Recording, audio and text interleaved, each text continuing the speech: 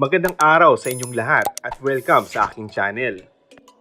Tila pagkumpirma naman ang naging sagot ni Coco sa balitang dalawa na ang anak nila ng kapamilya actress na si Julia Montes.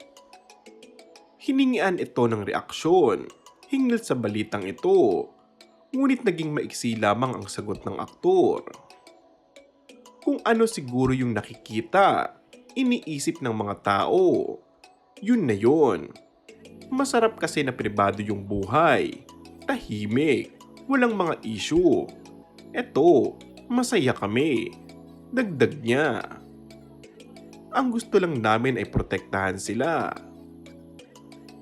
Matapos nga ang pag-amin at kumpirmasyon ni Coco at Julia sa kanilang tunay na relasyon, na ayon sa ilan ay tila alam naman na lahat ng tunay nilang estado. Maganda pa rin na sa mismong bibig nila manggaling ang pag-amin at kumpirmasyon.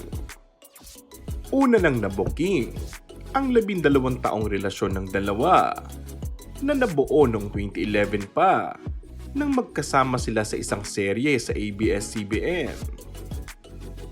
Kahit daw kapag lumalabas sila bilang couple, maraming nakakakita sa kanila.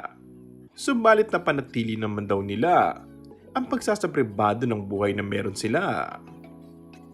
What you see is what you get, ika nga ng dalawa.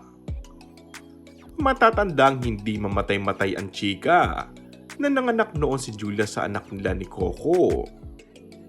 Nasundan ba ito sa kasagsagan ng FPJs ang probinsyano?